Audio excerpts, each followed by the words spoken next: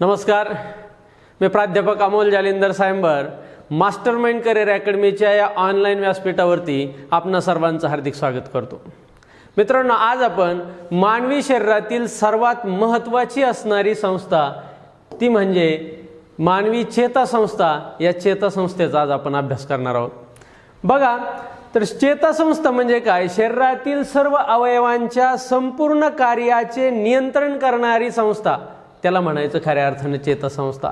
मग या चेतासंस्थेमध्ये बघा मुख्यतः काय येतंय, तर आपले मेंदू आणि मज्जारज्जू आणि इतर ज्या नर्व्स आहेत, ज्या चेतापेशी आहेत, या चेतापेशी येत आहेत। म्हणजे या मेंदूपासून हा जो समोर खाली आलेला आहे तो आहे आपला स्पायनल कॉर्ड, तो म्हणजेच मज्जारज्जू आणि त्याला जोडल्या गेलेल्या या असणाऱ्या चेतापेशी। आता बघा, या दोनच प्रकारे ही चेतापेशी सांगण्यात येते। म्हणजे याचे मुख्यतः दोनच प्रकार पाडले जातात, एक सेंट्रल नर्वस सिस्टीम मध्यवर्ती मज्जासंस्था आणि दुसरी म्हणजे पेरिफेरल नर्वस सिस्टीम। या मध्यवर्ती मज्जासंस्थेमध्ये हा मेंदू आणि हा मज्जारज्जू हे दोन घटक येतात आणि त्याला ज्या जोडलेल्या या नर्व आहेत, या नर्व सर्व पेरिफेरल नर्वस सिस्टीम मध्ये येतात। मग या मेंदूपासून काही ज्या चेता पेशी आहेत, या चेतापेशी फुटतात, त्याला क्रॅनियल नर्व म्हणतात। त्याच्या 12 जोड्या आहेत। क्रॅनियल नर्वच्या किती जोड्या आहेत? 12 जोड्या। आणि ह्या ज्या स्पायनल नर्व आहेत, म्हणजे ज्या स्पायनल कॉर्डला जोडलेल्या आहेत, याच्या किती जोड्या आहेत? तर 13 जोड्या आहेत। ती 31 जोड्या आहेत। हे 31 जोड्या आणि ह्या 12 जोड्या अशा मिळून या 43 जोड्या टोटल या आपल्या या नर्वस सिस्टीमला, या पेरिफेरल नर्वस सिस्टीमच्या या जोडलेल्या असतात। याचा आपल्याला अभ्यास करायचा आहे। आता पहा, हे सर्व बऱ्याच वेळेला होतं काय, याची मांडणी करत असताना या सेंट्रल नर्वस सिस्टीम मध्ये, central nervous system, peripheral nervous system आणि स्वायत्त म्हणजे ऑटोनॉमस नर्वस सिस्टीम अशा 3 प्रकारे त्याचं वर्गीकरण करण्यात येतं। परंतु ही पेरिफेरल नर्वस सिस्टीम मधलीच एक प्रकार म्हणजे ऑटोनॉमस नर्वस सिस्टीम आहे, ते आपण डिटेलमध्ये पाहणारच आहोत। ते कसं त्याचं वर्गीकरण पुढे जाऊन आपल्याला पाहायचंच आहे। आता पाय, याचं वर्गीकरण, या चेतापेशीचं वर्गीकरण जर करायचं झालं तर आपण बघा 2 प्रकारामध्ये केलेलं आहे, एक सेंट्रल नर्वस सिस्टीम आणि दुसरी म्हणजे पेरिफेरल नर्वस सिस्टीम। या सेंट्रल नर्वस सिस्टीम मध्ये आपण पाहिलं होतं की काय, एक ब्रेन आणि स्पायनल कॉर्ड हे त्याचे 2 प्रकार पडतात। तर पेरिफेरल नर्वस सिस्टीम याच्यामध्ये येणाऱ्या सर्व नर्व आहेत, म्हणजे चेतापेशी आहेत, या चेतापेशींचेच म्हणजे कोणकोणत्या चेता, ज्या आपण 12 पाहिल्या क्रॅनियल नर्वच्या जोड्या आणि 31 पाहिल्या स्पायनल नर्वच्या जोड्या, या दोन्ही जोड्यामध्ये असणारे याच्यामध्ये पण काही येतात आणि याच्यामध्ये पण काही येतात।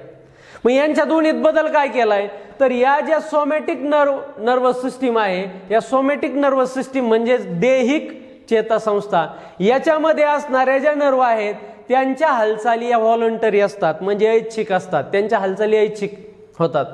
तर ज्या या जोड्यांमधल्याच ज्या काही जोड्या आहेत, ज्या काही नर्व आहेत, त्याच्या काहींच्या हालचाली मात्र इन्व्हॉलंटरी असतात, त्या अनैच्छिक असतात, त्याच्या हालचाली आपल्या नियंत्रणामध्ये नसतात।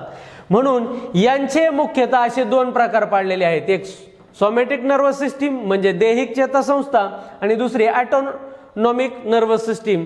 म्हणजे ऑटोनॉमिक म्हणजे काय, ही स्वायत्त चेतासंस्था, म्हणजे याच्यावरती हे नियंत्रण हे आपलं नसतं, हे इन्व्हॉलंटरी आहे, याच्यावरती नियंत्रण नाही, याच्यावरती मेंदूचा एक पार्ट आहे तो नियंत्रण करतो, ते आपण आपल्याला पुढे प्रकारामध्ये पाहायचंच आहे।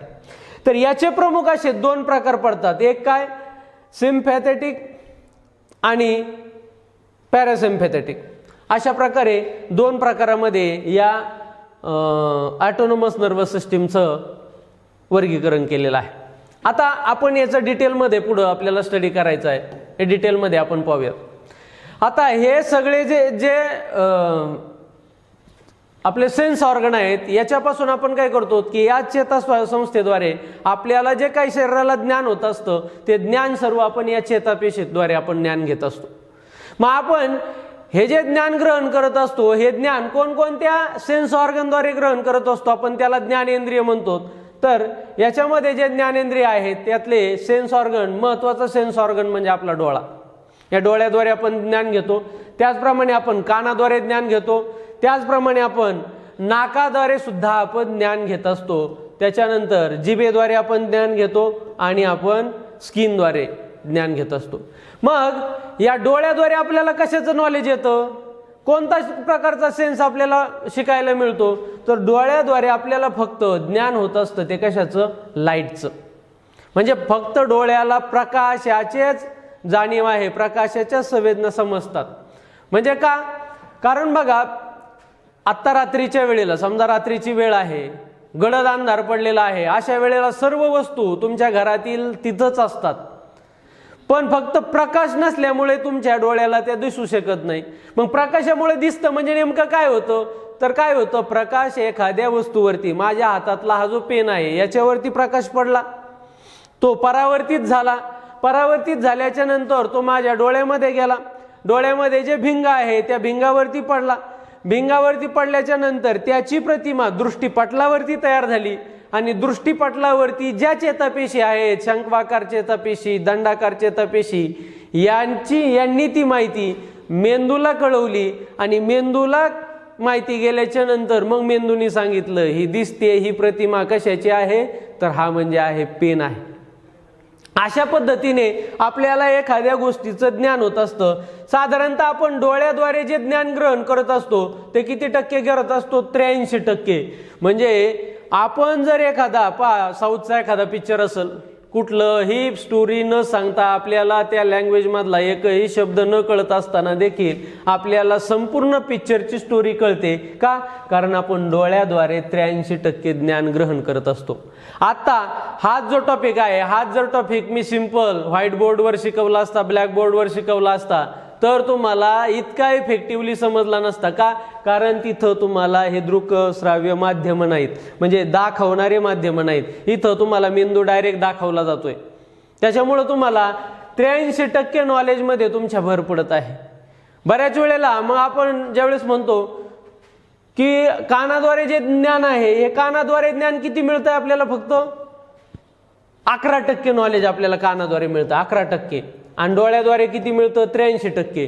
मग आपण शिकायला बसलेला असताना फक्त 11% ज्ञान ग्रहण करत असतो का, नाही. अशा वेळेला आपल्याला 11% पेक्षा जास्त नॉलेज येतं. का नॉलेज येतं, कारण ज्या वेळेस एखादे शिक्षक तुम्हाला शिकवत असतात, त्या ज्या संकल्पना सांगत असतात, ते संकल्पना सांगत असताना तुम्ही काय करत असतात, तर त्या संकल्पनेविषयी डोळ्यासमोर त्याची प्रतिमा तयार करत असतात.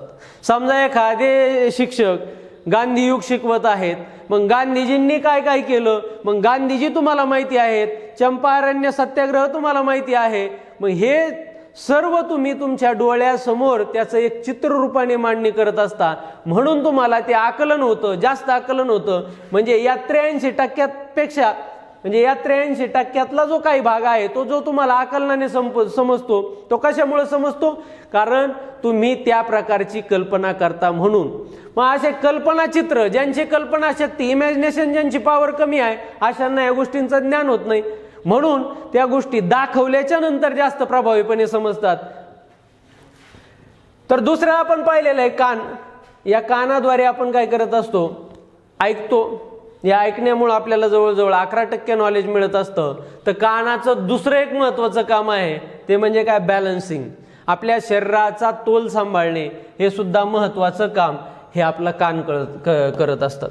त्याचप्रमाणे बघा नाक. या नाक काय करत असतं, स्मेल, सुगंध असेल, दुर्गंध असेल. म्हणजे या नाकाद्वारे आपण किती नॉलेज घेत असतो, 3.5%. बघा हे याच्याद्वारे झालं 83%, इथं झालं 11%, 83 आणि 11 किती झाले, 96%. आपलं जे नाक आहे त्याच्याद्वारे आपल्याला किती ज्ञान मिळतंय, 3.5%.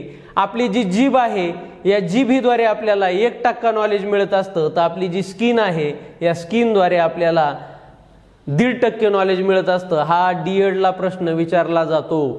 इथं असं मिळून आपल्याला हे 100% नॉलेज मिळत असतं. तर आता बघा, ही जीभ जी आहे, ही जीभ टेस्ट, म्हणजे आपल्या जिभेवरती टेस्ट बड असतात. मी पचन संस्था शिकवत असताना जिभेच्या कोणत्या भागामध्ये कोणत्या चवी ओळखल्या जातात हे शिकवलेलं आहे. त्याच प्रकारे जी स्किन आहे, या स्किनमुळे आपल्याला 1.5% नॉलेज मिळतं. त्या स्किनमुळे काय, प्रेशर, तुमचा जो रक्ताचा दाब आहे, रक्ताचा दाब शरीराच्या आतमधून आहे आणि हवेचा दाब शरीराच्या बाहेरून आहे. म्हणून हा दाब कधी जर हवेचा दाब कमी झाला तर तुमची त्वचा मेंटेन करते, कधी जर रक्ताचा दाब वाढला तर तुमची त्वचा हा दाब, हा शरीरातील दाब रक्ताचा असेल किंवा हवेचा दाब असेल, हा मेंटेन करण्याचं काम हे आपल्या स्किन करत असते. बघा तुम्ही अंतराळवीर पाहिले असते ना, अंतराळवीर ज्यावेळेस अंतराळात जातात त्यावेळेस त्यांनी विशिष्ट प्रकारचा एक ड्रेस घातलेला असतो. का ड्रेस परिधान करतात बरं, जीन्सच्या पॅन्टवर टी शर्टवर का जात नाहीत? कारण अंतराळात गेल्याच्या नंतर हवा नसते. मग हवा नसल्याच्या नंतर शरीरातील रक्तवाहिन्यांचा जर का दाब वाढला तर रक्तवाहिन्या फुटू शकतात आणि जर रक्तवाहिन्या फुटल्या तर वेळीच मृत्यू होऊ शकतो. म्हणून तो दाब, हवेचा जो दाब आहे तो त्यांच्या कपड्यांमध्ये ती हवा भरून तो मेंटेन केला जातो आणि म्हणून त्यांना कुठल्याही प्रकारची इजा होत नाही. त्याच्यानंतर पेन, ज्या वेदना आहेत, संवेदना आहेत, याची जाणीव देखील आपल्याला कशापासून होत असते? स्किन पासून होत असते. त्याच्यानंतर पुढचा महत्वाचा पार्ट टेम्परेचर म्हणजे तापमान. या तापमानाचं व्यवस्थित ठेवण्याचं काम सुद्धा कोण करत असते? स्किन करत असते. कधी जर आपल्या शरीराचं तापमान वाढलं तर त्वचा काय करते की ज्या तुमच्या घामाच्या ग्रंथी आहेत त्या घामाच्या ग्रंथीद्वारे आपल्या शरीरावरती घाम सोडण्याचा प्रयत्न करते. म्हणजे घामाच्या स्वरूपात ज्यावेळेस पाणी सोडते त्यावेळेस काय होतं? शरीर थंड होतं आणि थंड झाल्याच्या नंतर मग आपल्या शरीराला कुठल्याही प्रकारची इजा होत नाही, आपल्याला बरं वाटतं. नाही तर जर गरम झालं तर काय होतं की जर पाणी जर सोडलं नसतं तर काय झालं असतं? बॉडीचं टेम्परेचर वाढलं असतं. बॉडीचं टेम्परेचर जर वाढत गेलं असतं तर आपल्या रक्तातल्या ज्या पेशी आहेत, ब्लड सेल आपण म्हणतो, 45% असणारा भाग, म्हणजे त्याच्यामध्ये काय काय येतं? मग लाल रक्तपेशी येतात, ब्लड प्लॅटलेट्स येतात, व्हाईट ब्लड सेल येतात. हा आपला सॉलिड पार्ट आहे, हा उकळल्यासारखा होतो. म्हणजे ज्यावेळेस हा उकळल्यासारखा होईल त्यावेळेस या रक्तपेशी त्यांचं कार्य व्यवस्थित करू शकणार नाहीत आणि म्हणून बऱ्याच वेळेला उन्हाळ्यामध्ये उष्माघाताने लोक मरतात. उष्माघातामुळे का मरतात? कारण आपलं शरीर काय करतं की एक विशिष्ट प्रकारेचं पाणी, म्हणजे ज्यावेळेस तुम्ही जर पाणी पित राहिले, जसं तुमच्या अंगावरती घाम येईल तसं जर का पाणी पित राहिले तर शरीराला कुठली इजा होत नाही. म्हणजे जेवढ्या प्रमाणामध्ये तुम्ही पाणी प्याल तेवढ्या प्रमाणामध्ये घामाच्या स्वरूपामध्ये जर बॉडीचं टेम्परेचर वाढत असेल तर घामाच्या स्वरूपामध्ये शरीर हे पाणी सोडत असतं, त्वचा ही पाणी सोडत असते. पण जर तुम्ही पाणी न पिता जर घाम येत असेल, बराच वेळा असं झालं तर आपलं शरीर काय करतं की विशिष्ट प्रकारचं पाणी, आता आपल्या शरीराला या पाण्याची गरज आहे तेवढं पाणी आपल्या शरीरामध्ये राखून ठेवलं जातं आणि ते पाणी राखून ठेवल्यामुळं काय होतं की ज्यावेळेस अजून पण टेम्परेचर वाढत आहे आणि अशा वेळेला शरीराने पाणी सोडणं बंद केलं तर काय होतं? बॉडीचं टेम्परेचर वाढतं, तुमच्या ज्या रक्तवाहिन्या आहेत त्या रक्तवाहिन्या अक्षरशः उकळून निघतात. मग अशा वेळेला हृदयाला झटका येतो आणि अशा वेळेला त्या रोगाला आपण म्हणतो उष्माघात. हा उष्माघात फक्त पाणी न पिल्यामुळे, वेळोवेळी पाणी न पिल्यामुळे होतो किंवा जास्त उन्हामध्ये फिरल्यामुळे किंवा उन्हात काम केल्यामुळे, बॉडीचं टेम्परेचर वाढल्यामुळे.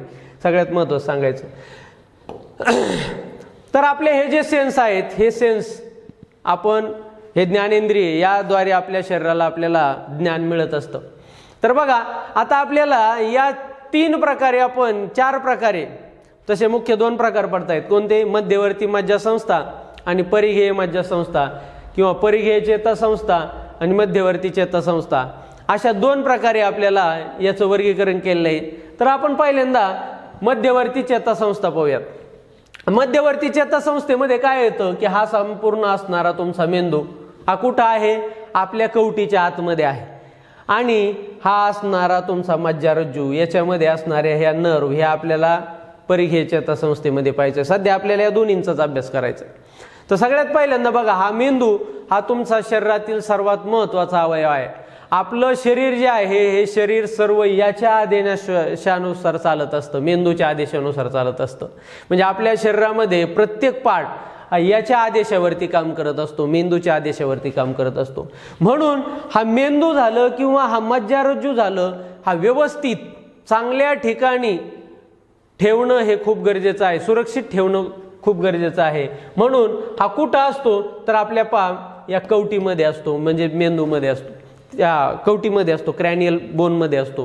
म्हणजे याच्यात जर आपल्याला पार्ट करायचं झालं तर बघा, आपले जे केस असतात या केसाच्या खाली काय असते, त्वचा असते, इथं असते आता आपले केस. याच्या खाली आपली क्रॅनियल बोन, हे क्रॅनियल बोन आहेत, म्हणजे हे आपण पाहिलं स्किनच्या खाली, या स्किनच्या खाली बोन. त्याच्यानंतर इथं मेनेंजेस किंवा मेनांजेस अशा दोन्ही प्रकारे उल्लेख आपण करू शकतो त्याचा. याचे 3 आवरण असतात. हे खऱ्या अर्थानं मेंदूचं आवरण याला मानलं जातं. म्हणजे याचे जे 3 आवरण आहेत त्याला वेगवेगळे नावं दिलेले आहेत. काय, पहिलं नाव आहे काय, ड्युरा मॅटर, सगळ्यात बाहेर असतं ते ड्युरा मॅटर. त्याच्यानंतर त्याच्या आतमध्ये असतं पुन्हा आर्चिनॉइड मॅटर.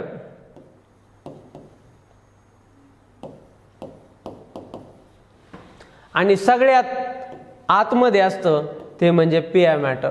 अशा 3 प्रकारचे हे याच्यामध्ये हे मेंदूचं मुख्य आवरण जे आहे, हे मुख्य आवरण हे 3 प्रकारच्या आवरणांनी बनलेलं आहे. त्याच्यानंतर आतमध्ये असतो हा सिरेब्रल कॉर्टेक्स त्याचा असणारा.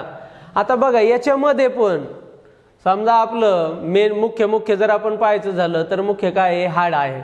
आणि हा हाडाच्या नंतर हे काय आहेत, आतमधले असणारे मेंदूचे आवरण आहे. याच्यामध्ये एक असतंय काय, तर त्याला आपण म्हणतो सेरेब्रोस्पायनल फ्लुइड. हे सेरेब्रोस्पायनल फ्लुइड खूप महत्वाचं आहे. हे काय लिक्विड पार्ट आहे. हा कुठं असतो, आपल्या या हाडाच्या आणि याच्या पडद्याच्या मध्ये, या दोन्हींच्या मध्ये असणारे हे सेरेब्रोस्पायनल फ्लुइड, त्यालाच आपण CSF असं देखील शॉर्ट फॉर्म मध्ये म्हणत असतो. हा जे CSF आहे हे काय करत असतं की ज्या वेळेस तुमच्या मेंदूला कधी आपण पडतो, पुढे ऍक्सिडेंट होतो, तर हा मेंदू याला काही स्क्रूड्रायव्हरने कुठं फिट केलेलं आहे का, कुठंच नाही. हा मेंदू तुमच्या कवटीमध्ये बसवलेला आहे, स्थिर ठेवलेला आहे. मग ज्या वेळेस तुम्ही इकडं कुठं पडता, काय आघात होतो, त्यावेळेस हा जो मेंदू आहे हा मेंदू आपल्या कवटीवरती आदळला जाऊ शकतो. मग हे आदळल्याच्या नंतर तो जो काही शॉक आहे, तो जो काही धोका आहे, तो पचवण्याचं काम हे आपलं CSF करत असतं. म्हणजे CSF फ्लुइड नावाचं हे फ्लुइड बघितलं आपण, हे जे निळ्या रंगाचं दिसतंय हे सगळं CSF आहे. त्याच्यामध्ये आपल्या संपूर्ण मेंदूमध्ये ते असतं. त्याच्यानंतर आता बघा, हा जो मेंदू आहे हा एकदम इथं SD इमेज दाखवलेली आहे. हा मेंदू कसा असतो, तर आता हे मेंदूचे जर असे मुख्य 2 भाग केले तर 2 भाग कसे करता येतील आपल्याला, इथं पहा, उजवा मेंदू आणि डावा मेंदू. काय करता येईल आपल्याला, उजवा मेंदू आणि डावा मेंदू असे त्याचे मुख्य 2 भाग करता येतील. आता त्यांचं तोंड पुढे, म्हणजे हा भाग झाला डावा, हा भाग झाला उजवा. नेहमी नाही तर आकृत्यामध्ये काय होत असतं की तुमची उजवी बाजू ही माझी डावी बाजू असते. म्हणजे ह्या फळ्यामध्ये जे काही इथं दाखवलं जाईल या इंटरॅक्टिव्ह पॅनलमध्ये, त्याची सर्वांची बाजू काय असते, उजवी. तुमची डावी बाजू इकडची उजवी आणि तुमची उजवी बाजू आमची डावी बाजू असते. मग त्या पद्धतीने आकृती दिल्या. आता हे तुमच्या बाजूने दाखवलेली आहे असं समजायचं. आता बघा, ही काय झाली तुमची डावी बाजू म्हणजे लेफ्ट साईड, आणि ही झाली राईट साईड. तर या मेंदूचे प्रमुख असे 2 भाग केले, उजवी बाजू आणि डावी बाजू. यातली जी उजवी बाजू असते, म्हणजे मेंदूची उजवी बाजू शरीराच्या डाव्या भागाला नियंत्रित करत असते, तर मेंदूची डावी बाजू ही शरीराच्या उजव्या भागाला नियंत्रित करत असते. त्याचं नियंत्रण याच्यावरती डिपेंड असतं.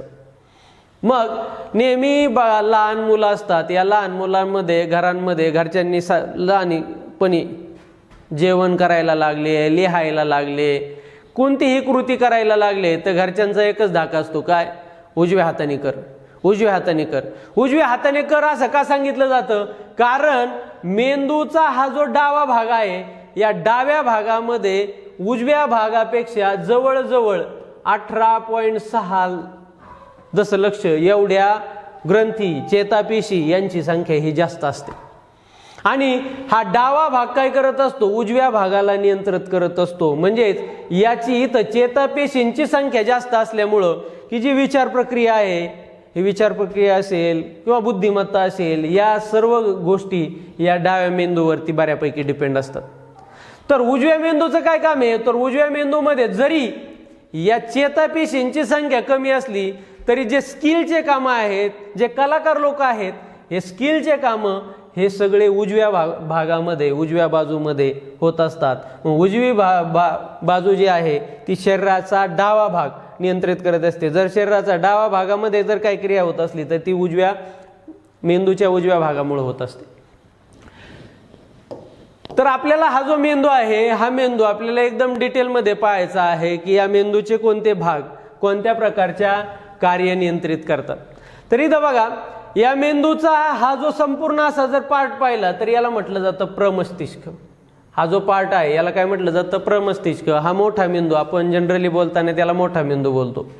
आणि त्याच्यानंतर हा जो पार्ट आहे इथला पाठीमागचा, याला आपण अनुमस्तिष्क किंवा छोटा मेंदू म्हणतो। आणि इथून जो जाणारा हा पार्ट आहे याला काय म्हटलं जातं?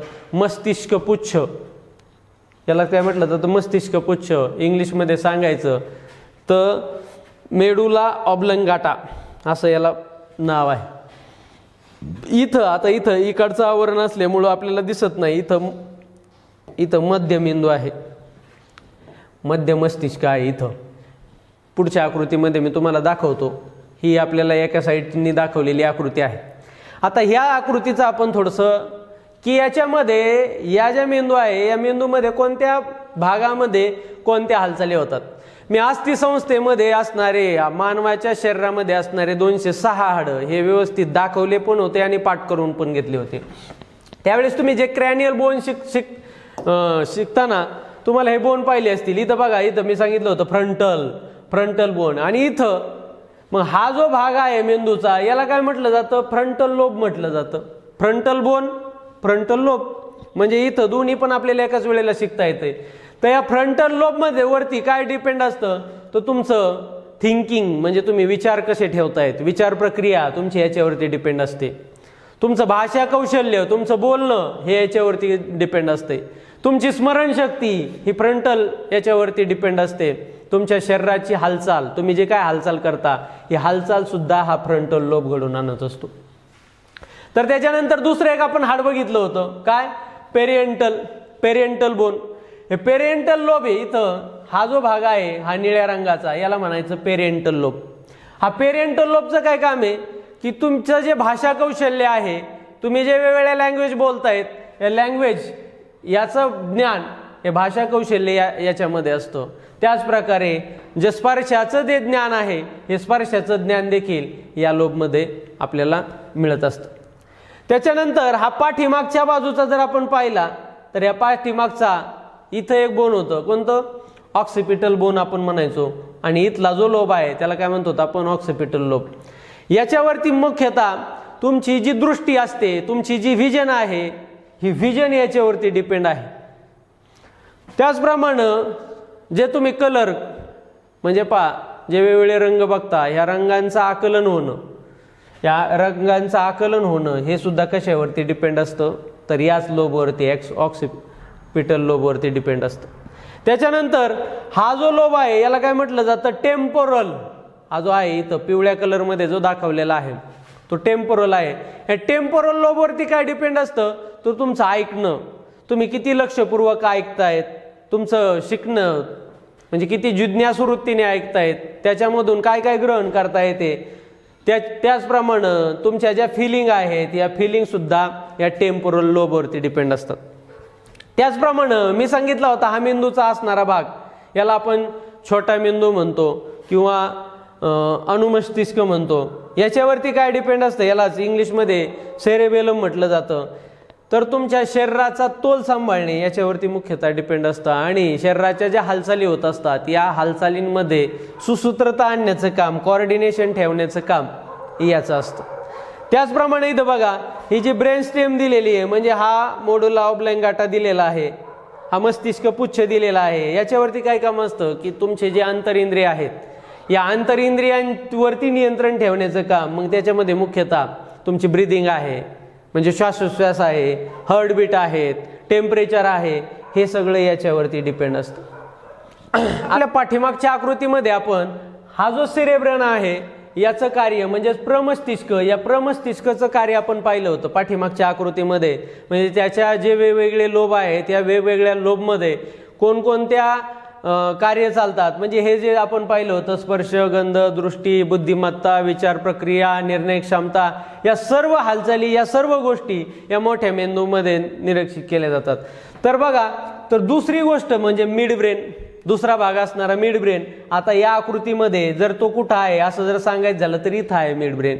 आणि त्याच्यानंतर हा मस्तिष्क पच्छ किंवा हाइंड ब्रेन, याला आपल्याला काय सांगता येईल की हा जो असणारा भाग आहे तो म्हणजे आपल्या या मस्तिष्क पच्छ किंवा मस्तिष्क पुच्छ या भागामध्ये येतो. त्यालाच आपण हिंड ब्रेन, हाइंड ब्रेन म्हणतो. याच्यामध्ये दोन मुख्य घटक येतात, हा मेडुला ऑब्लॉंगाटा आणि हा तुमचा सेरेबेलम. म्हणजे हे दोन भाग त्याच्यामध्ये येतात. आता हे जर आपल्याला समजून घ्यायचं तर आपल्याला थोडीशी पुढची आकृती पाहावी लागेल. या आकृतीमध्ये याचं डिटेलमध्ये वर्णन करता येईल आपल्याला. कसं, हा मगाशी मी तुम्हाला सांगितलेला असणारा हा पार्ट, हा तुमचा सेरेब्रम, हा सेरेब्रम 66% हिस्सा, म्हणजे साधारण आपल्याला सांगता येईल 2/3 भाग असणारा मेंदूचा. याच्यामध्ये आपण हा parental lobe, temporal lobe, cerebrum हे सगळं आपण पाहिलेलं आहे. तर मिड ब्रेनमध्ये तुम्हाला सांगितलं होतं की मी तुम्हाला दुसऱ्या आकृतीमध्ये दाखवतो, तर तुम्हाला ही आकृती आहे, हे मिड ब्रेनमध्ये आहे, ही मिड ब्रेन आहे. तर याच्यामध्ये मुख्य येतं काय, तर तुमचा थॅलॅमस. हा थॅलॅमस काय करत असतो, तर तुमच्या बाहेरच्या म्हणजे सभोवतालचं जे वातावरण आहे याचं ज्ञान आपल्याला हा थॅलॅमसमुळे मिळत असतं. म्हणजे बाहेरचं टेम्परेचर असेल, म्हणजे थंडी असेल तर थंडीचं ज्ञान, किंवा बाहेर उष्णता आहे या उष्णतेचं ज्ञान हे आपल्याला कशामुळे मिळतं, तर ते थॅलॅमसमुळे मिळत असतं. तर त्याच्याच खाली चिटकून असणारा इथं असणारा हायपोथॅलॅमस, या हायपोथॅलॅमसमुळे काय होतं, तर आपल्या आतल्या गोष्टींचं ज्ञान, म्हणजे आपल्याला भूक लागली, ही भूक लागली हे कशावरून कळतं, तर हायपोथॅलॅमसमुळे कळतं. त्याचप्रमाणे आपल्या मनातील ज्या काही इच्छा आहेत, म्हणजे आपल्याला जे काही मनामध्ये असणारे जे भावना आहेत, या भावनांवरती नियंत्रण सुद्धा कुणाचं असतं, तर या हायपोथॅलॅमसचं असतं. मग प्रेम असेल, एखाद्याचा आलेला राग असेल, या ज्या काही ज्या वेगवेगळ्या भावना आहेत, ह्या वेगवेगळ्या भावना या कशामुळे होत असतात, तर ह्या हायपोथॅलॅमसमुळे होत असतात. त्याच्या खाली बघा इथं एक पिट्युटरी ग्लँड आहे, हिला मास्टर ग्लँड म्हटलं जातं. हे काय करत असते, सर्व ज्या आपल्या शरीरातल्या ग्रंथी आहेत या ग्रंथींवरती नियंत्रण करण्याचं काम करत असते. त्याचप्रमाणे हे ग्रोथ हार्मोन स्रवत असते, म्हणजे शरीराची जी वाढ आहे ती वाढ याच्यामुळे होत असते. ते आपण ग्रंथी या चॅप्टरमध्ये डिटेलमध्ये या सगळ्या पायनल ग्रंथी असेल किंवा पिट्युटरी ग्लँड, ह्या सर्व ग्रंथी आपण नंतर पाहणार आहोत. सध्या आपण या मेंदूचे पार्ट पाहत आहोत. हा मिड ब्रेन पाहिला, त्याच्यानंतर हा शेवटचा असणारा, आता इथून पाहतोय आपण, हा मग इकडं पुढं मस्तिष्क पुच्छ, म्हणजे हा मस्तिष्क पुच्छ, मस्तिष्काची शेपटी, हिंड ब्रेन म्हणतो आपण, हा मेडुला ऑब्लॉंगाटा म्हणतो आपण. हा इकडं असा पुन्हा स्पायनल कॉर्डमध्ये जाऊन मिळतो. आणि हा असणारा मेंदूचा इकडचा भाग याला अनुमस्तिष्क, हा अनुमस्तिष्क म्हणतो आपण याला. हा इकडं हा भाग आहे त्याला सेरेब्रम. या 2 इंच मिळून हा आपला मस्तिष्क पूर्ण किंवा हाइंड ब्रेन हा तयार झालेला आहे. आता याच्यामध्ये इथं मी मागाशी पण सांगितलं होतं काय, की जो हा सेरेबेलम आहे याच्यावरती याचं महत्वाचं काम काय असतं, तर शरीराचा बॅलन्स, तोल सांभाळायचं काम याच्यावरती असतं. तुम्ही ज्यावेळेस लहानपणी चालायचं शिकले त्यावेळेस याची क्षमता जास्त चांगली नव्हती, म्हणून तुम्ही चालताना थोडं इकडं तिकडं व्हायचे. पण आता जसं मोठं चालायला, आता तुम्ही एका पायावरती सुद्धा चालू शकतात. का, कारण याची क्षमता तुमची वाढलेली आहे. काय पहा, सर्कसमध्ये पहा, एका दोरीवरती चाललं जातं, दोरीवरती बॅलन्स केला जातो. तुम्हाला आता येईल का बॅलन्स करता दोरीवरती? नाही येणार. का, कारण याची जी क्षमता आहे याला आपण आतापर्यंत अशी बॅलन्सिंग करण्याची सवय लावलेली नाही. दोरीवरती चालायचं आपण, हे जर तुम्ही ट्राय केला असता, सरावाने तुम्ही याची शक्ती वाढवू शकता. आत्ता सध्या आपल्याला याच्यावरती चालता येत नाही, दोरीवरती चालता येत नाही, म्हणजे हवेतून दोरीवरती बरं का, नाही तर असं दोरीवरती सरळ दोरी वापरून त्याच्यावरती चालू शकता तुम्ही. ती बॅलन्सिंग आपल्याला सध्या जमत नाही. पण सर्कसमधले जे काही लोक आहेत ते सर्कसमधले लोक मात्र दोरीवरून चालतात. अगदी जत्रामध्ये पहा, हे जे खेळ करणारे लोक येतात, ते खेळ करणारे अगदी लहान मुलीसुद्धा त्या छोट्या छोट्या दोरीवरून चालतात. ती पण कधी कधी बाटलीवर चालतात, म्हणजे वेगवेगळ्या ज्या कसरती आहेत ते वेगवेगळ्या कसरती का, कारण त्यांनी सिरेब्रम, त्यांचा जो सिरेब्रम आहे तो जास्त ऍक्टिव्हेट असतो. त्याला एकदा सवय लागली की बॅलन्स कसा करायचा की लगेच दारू पिणारे जे लोक आहेत, दारू पिल्याच्या नंतर मात्र याच्यावरचं नियंत्रण संपतं. म्हणून दारू पिणारे जे लोक आहेत हे दारू पिणारे लोक चालताना रस्त्यानं इकडं तिकडं जाताना आपल्याला दिसतात. हा असणारा तुमचा सेरेब्रम तुमचं काय करतो, बॅलन्सिंगचा. आणि अजून त्याचं दुसरं महत्त्वाचं कार्य काय आहे तर तुमच्या हालचालीमध्ये, शारीरिक ज्या हालचाली होतात याच्यामध्ये सुसूत्रता आणण्याचं काम हे सुद्धा कोण करत असतं, तुमचा सेरेब्रम करत असतो. म्हणजे एकाच वेळेला तुम्ही अनेक क्रिया करत असतात आणि त्याच्यामध्ये सुसंगतता आणत असतात. म्हणजे तुम्ही जर सायकल चालवत आहेत तर सायकल चालवताना काय करतो आपण, हँडल पकडलेला असतो, पायाने पायडल मारत असतो, बरोबर. पुन्हा सायकलचा बॅलन्स करत असतो, समोर बघत असतो कुणी येतंय का, कुणी जर आलंच तर ब्रेक मारत असतो. गाडीची पण तीच क्रिया आहे. हे सगळं तुम्ही याच्यामध्ये जी सुसूत्रता येते ती सुसूत्रता कशामुळे येते तर या सेरेबेलममुळे येत असते. त्याच्यानंतर हा मेडुला ऑब्लांगाटा, याचं काय काम आहे तर आपले जे अंतरिंद्रिय आहेत या अंतरिंद्रियांच्या हालचालीवरती नियंत्रण ठेवण्याचं काम हे करत असतं. म्हणजे ती याच्यावरती चालत असते. काय म्हणजे तुमचे तुमचं जठर आहे, तुमचं यकृत आहे, लहान आतडं, मोठं आतडं, यांचे जे कार्य चालत आहे, तुमचं हृदय आहे, मग यांचे जे कार्य चालत आहेत हे अविरतपणे चाललेले आहेत, ते कधीही बंद पडत नाहीत. म्हणजे झोपलेल्या अवस्थेमध्ये तुमचा मेंदू सुद्धा, हा तुमचा सेरेब्रम हा आराम करत असतो. रात्री झोपल्याच्या नंतर काय होतं का, आराम करत असतो. काही काहींना मात्र स्वप्न पडतात, ते सुद्धा त्याच्याचमुळे पडतायत. स्वप्न जे पडतायत, स्वप्नामधल्या गोष्टी लक्षात, म्हणजे ही विचार प्रक्रिया कोण हँडल करत असतं, तुमचा मोठा मेंदू, हा सिरेब्रम. ह्या सिरेब्रम मध्ये हे घडत असतं. पण कधी जर स्वप्न नाहीच पडलं तर त्या मेंदूला मात्र आराम आहे. पण बाकीचा जो काम आहे, बाकीचे जे शरीर आहे याच्यामध्ये हृदय आहे, हृदय थांबतंय का, नाही. हृदय काय करतंय, पंपिंग करण्याचं काम त्याचं चालूच आहे. म्हणजे तुमच्या शरीरातील प्रत्येक पेशीपर्यंत रक्त पोहोचण्याचं काम हे हृदयाला करायचंच आहे. तुम्ही जे काय अन्न खाल्लेलं आहे ते पचनाचं काम हे लहान आतड्याला करायचंच आहे. म्हणजे इथं शरीरातील जे अंतरिंद्रिय आहेत यांचं काम हे त्या प्रकारे चालूच असतं. आणि त्याच्यावरती नियंत्रण करण्याचं काम कोण करतं तर हा मस्तिष्क पुच्छ किंवा आज आपण याला म्हणतो मेडुला ऑब्लांगाटा, हा मेडुला ऑब्लांगाटा हे काम करत असतो. अशा पद्धतीने आपण हे मेंदू किंवा आज आपली मध्यवर्ती मज्जासंस्था हे आपण चांगल्या पद्धतीने पाहिलेली आहे. त्याच्यानंतर आपल्याला शिकायची परिघीय चेतासंस्था. तर परिघीय चेतासंस्थामध्ये आपण मगाशी बघितलं होतं, हा तुमचा मेंदू आणि हा तुमचा मज्जारज्जू. हा मज्जारज्जू कशामध्ये आहे तर तुमचं हे जे पाठीचा कणा आहे याच्यामध्ये, तो याला संरक्षण ह्या पाठीच्या मणक्याचं आहे. आणि याच्यापासून ह्या ज्या चेतापेशी आहेत या चेतापेशी जोडल्या आहेत. या चेतापेशी जोडलेल्या ज्या चेतापेशी आहेत या म्हणजे आपल्या सर्व परिघीय चेतापेशीमध्ये येतात, परिघीय नर्वस सिस्टीममध्ये येतात हे परिघीय.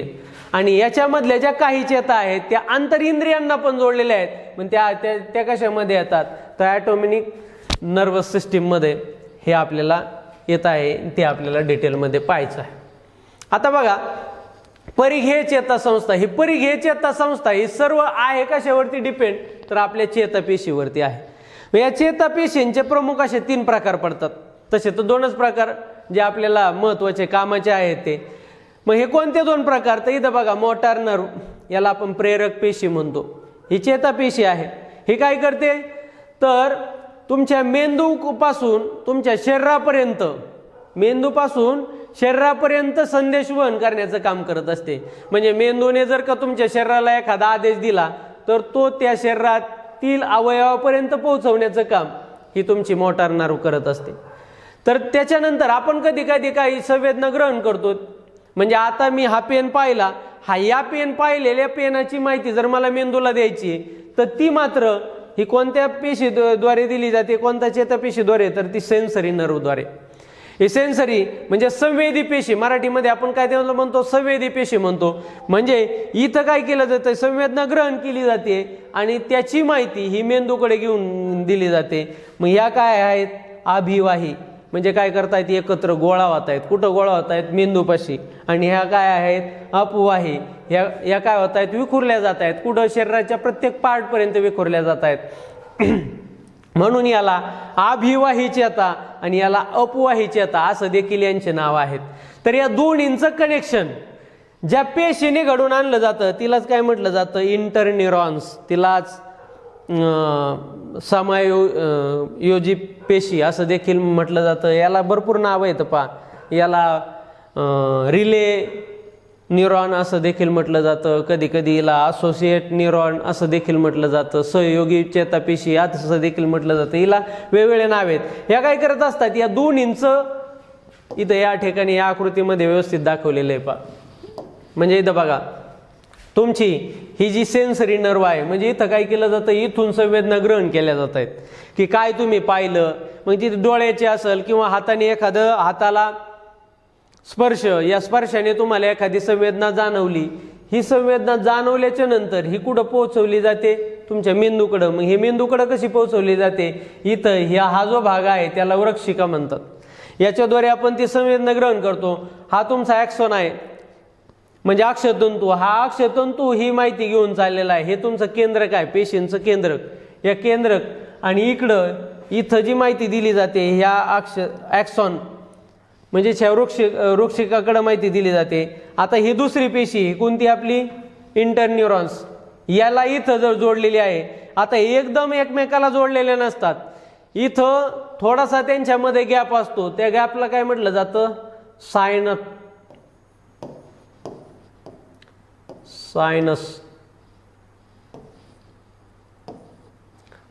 म्हटलं जातं. त्याच्यात त्या जो गॅप आहे त्या गॅपला म्हटलं जातं. आणि त्याच्यानंतर मग याचं कनेक्शन पुन्हा कशाला दिलेलं आहे, तर तुमच्या या मोटार नर्वला दिलेलं आहे. म्हणजे संवेदना ग्रहण केल्याच्या नंतर जो काय मेंदूचा आदेश होईल, तो मेंदूचा आदेश हा घेऊन जाण्याचं काम कोण करत असतं, पुन्हा ही मोटार नर्व करत असते. म्हणजे ही सेन्सरी नर्व आणि ही मोटार नर्व, ह्या दोन संवेदना ग्रहण करणे आणि संवेदना घेऊन जाणे याचं काम करत असतात. तर या दोन्हींचं जे कनेक्शन आहे ते काय कशामध्ये असतं, तर ते इंटरन्यूरॉन्समध्ये असतं.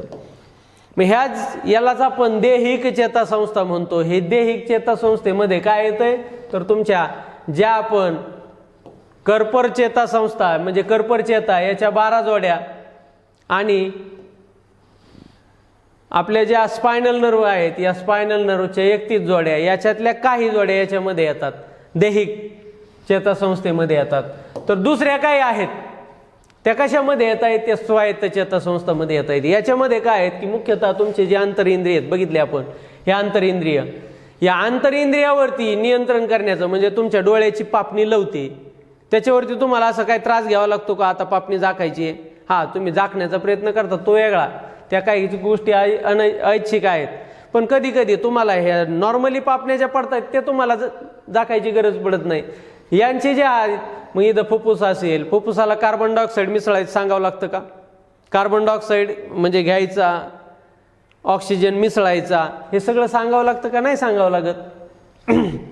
तर तुमचं हे हृदय आहे, हे जठर आहे, यांना त्यांचे कार्य करायचं सांगायची गरज पडत नाही. त्याच्यावरती नियंत्रण ठेवण्याचं काम ही जी करते ही कोणती, ॲटोनॉमस नर्वस सिस्टीम ही करत असते. तर याचे मी मागाशी 2 भाग सांगितले होते. तर ते 2 भाग कोणते बघा, तर काय सांगितलं होतं, पॅरासिम्पॅथेटिक आणि सिम्पॅथेटिक. पॅरासिम्पॅथेटिकमध्ये आणि सिम्पॅथेटिकमध्ये काय फरक आहे, तर मुख्यतः ज्या वेळेस तुम्ही नॉर्मल असता, तर नॉर्मल असता त्यावेळेची जी अवस्था आहे ती म्हणजे पॅरासिम्पॅथेटिक.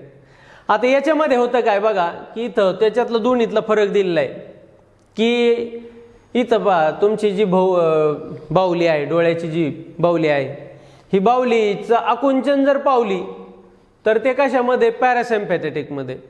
आणि ती जर प्रसरण पावली, जर बाहुली मोठी झाली तर ती मोठी कशामुळे होत असते, ते सिम्पॅथेटिकमुळे होत असते. तुमचं हार्ट जे आहे, हे हार्ट हे जर का नॉर्मल स्लो असेल, एकदम नॉर्मल असेल, तर ते कशामुळे होतं, पॅरासिम्पॅथेटिकमुळे.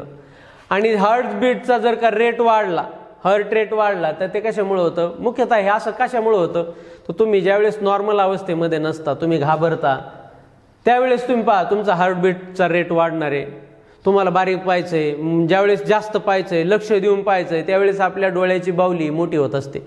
म्हणजे ज्यावेळेस आपल्याला प्रकाश कमी पडलेला असतो त्यावेळेस बाहुली लक्ष देऊन पाहायचं असलं की तुमच्या डोळ्याची बाहुली मोठी होत असते. ज्यावेळेस तुम्ही नॉर्मल पाहता त्यावेळेस डोळ्याची बाहुली कशी असते, लहान असते. कधी कोणाच्या डोळ्यात डोळे घालून पाहायची वेळ आली की नाही, कोणाच्याच जर वेळ नसली आली तर संध्याकाळी आरशामध्ये, आता थोड्या वेळाने आरशामध्ये पहा, तिथं जाऊन निरीक्षण करू शकता की आपल्याला ज्यावेळेस जास्त बारीक पाहायचंय, ज्यावेळेस लक्षपूर्वक पाहायचंय, त्यावेळेस डोळ्याची बाहुली जी आहे ती प्रसरण पावते, मोठी होतीये. ज्यावेळेस आपल्याला एकदम नॉर्मल पाहतोय त्यावेळेस आकुंचन पावतीये. त्याचप्रमाणे पहा की तुमच्या ज्या लाळ ग्रंथी आहेत, या लाळ ग्रंथी काय होत आहेत, सुकतायत. म्हणजे तोंडाला कोरड पडणे, एक कधी जर घाबरले त्याच्यानंतर काय होतं, पुन्हा घाबरल्याच्या नंतर पुन्हा लघवी न सांगताच होते, जास्तच जर घाबरले तर. म्हणजे इथं ज्या हालचाली आहेत त्याच ज्या हालचाली आहेत इकडं नॉर्मल आहेत आणि इकडं मात्र काय होतंय की या हालचालीमध्ये परिणाम आढळून येतोय. हे महत्त्वाचे असणारे. मग आता याच्यामध्ये हा जो चार्ट आहे तो चार्ट तुम्ही पाहू शकता, तुमच्या पुस्तकामध्ये पण दिलेला आहे, आपल्या नोट्समध्ये पण दिलेला आहे. याच्यामध्ये तुम्ही त्यांचा असणारा हा फरक तुम्हाला लक्षात निश्चितच येईल. त्याच्यानंतर महत्त्वाचं असणारं म्हणजे प्रतिक्षिप्त क्रिया, आपण त्याला रिफ्लेक्स ॲक्शन म्हणतो. हे प्रतिक्षिप्त क्रिया म्हणजे काय की आपल्या शरीराला कुठलीही इजा होऊ नये म्हणून बनवलेलं असणारं हे देवाने म्हणा निसर्गाने म्हणा हे तंत्रज्ञान आहे. मुख्यतः पहा की आपण या अगोदरच्या आकृतीमध्ये शिकलेलो आहोत, सेंट्रल नर्वस सिस्टीममध्ये आपण शिकलेलो आहे की मेंदूवरती आपल्या सर्व शरीराचं जे नियंत्रण आहे ते कशावरती डिपेंड आहे, मेंदूवरती. हा असणारा मेंदू, आणि हा मेंदू फक्त जोडला कशाला आहे तर या मज्जारज्जूला हा जोडलेला आहे, चेतारज्जूला हा जोडलेला आहे. म्हणजे याचं जे हा जो मेंदू आहे ह्या दोन्हींवरती या सगळ्या नर्व जोडलेल्या आहेत, या दोन्हींवरती सगळं काम असतं. तर मुख्यतः होतं काय की बरेचसे जे चेतापेशी आहेत, म्हणजे किती 31 चेतापेशी ह्या कशाला जोडलेल्या आहेत, स्पायनल कॉर्डला जोडलेल्या आहेत, मज्जारज्जूला जोडले आहेत. मग त्या येणारी माहिती जी काय आहे ती माहिती कुणाला सांगतात, या मज्जारज्जूलाच सांगतात. आणि ती माहिती मग मज्जारज्जू काय करतो, तो मेंदूला देतो. मेंदू मग एखादी समजा गोष्ट आहे, ती एखादी गोष्ट मी पाहिल्याच्या नंतर ती कुठं गेली, या मज्जारज्जूकडे गेली. ती गेल्याच्या नंतर तो कुणाला सांगणार, मेंदूला सांगणार. मेंदूला सांगितल्याच्या नंतर मेंदू काहीतरी ॲक्शन सांगणार. ॲक्शन सांगितल्याच्या नंतर ती कुणाला सांगणार, मज्जारज्जूला सांगणार. मज्जारज्जू त्याच्यानंतर तुम्हाला सांगणार, तुमच्या शरीराला सांगणार, तुमच्या त्या अवयवाला सांगणार की असं कर. मग यामध्ये खूप वेळ जातोय. म्हणजे एकदा हे पाहायचं, या सगळ्या क्रिया होण्यासाठी हा खूप वेळ लागतो. मग अशा एवढ्या वेळामध्ये जर आपल्या शरीराला काही इजा झाली तर मग ही इजा होऊ नये म्हणून आपल्या शरीराने एक ॲक्शन निर्माण केली, तिला आपण प्रतिक्षिप्त क्रिया किंवा रिफ्लेक्स ॲक्शन म्हणतो. हे ॲक्शन काय की बघा इथं मी आकृती दाखवलेली आहे, इथं काय पिन आहे. म्हणजे तुम्ही पहा टाचणी तुमच्या हाताला थोडीशी जरी टोचली तरी तुम्ही काय करता, पटकून हात मागं घेतात. ती विचार करायची सुद्धा गरज पडत नाही. का? कारण इथं त्याच प्रकारच्या संवेदना ग्रहण केल्याच्या नंतर ही तुमची सेन्सरी नर्व आहे, ही सेन्सरी नर्व कुठे येते, इथं तुमच्या मज्जारज्जूमध्ये स्पायनल कॉर्डमध्ये आलेल्या. हा असणारा स्पायनल कॉर्ड आहे. या स्पायनल कॉर्डमध्ये ही जी इंटर न्यूरॉन आहे इथं यांनी माहिती घेतली, इथं दिली. या मोटार नर्वला ज्यावेळेस माहिती जाते इथं मात्र आता तुमचा हा स्पायनल कॉर्ड ही माहिती मेंदूला सांगत बसत नाही. का सांगत बसत नाही? कारण मेंदूनेच तसे आदेश देऊन ठेवलेले आहेत की मी जर कधी मीटिंगमध्ये असलो तर मग अशा वेळेला जर महत्त्वपूर्ण निर्णय आला तर अशा वेळेला तूच निर्णय घेऊन टाकत जा, नंतर मला सांगत जा काय झालंय ते. मग अशा वेळेला हा इकडच निर्णय घेऊन टाकतो. कारण का त्यांना मीटिंगमधून बाहेर काढायचं, त्यांना सांगायचं, आणि तोपर्यंत काही शरीराला इजा झाली तर म्हणून हा डिसिजन घेऊन टाकतो आणि सांगतो काय असेल ते, आणि त्याप्रमाणे मग तुमचा जो अवयव आहे ते कार्य करत असतात. म्हणजे हे आत्ताचं पिनचं उदाहरण सांगितलं. किंवा तुम्ही रस्त्याने चाललेले आहेत, रस्त्याने चाललेले असताना तुम्ही वाकडे तिकडे रस्त्यामध्ये दोरी पडलेली आहे, ती ज्यावेळेस डोळ्याने पाहतात लगेच मागं फिरतात. हे असं का होतं? थोड्या वेळाने तुम्ही पुन्हा नॉर्मल होता.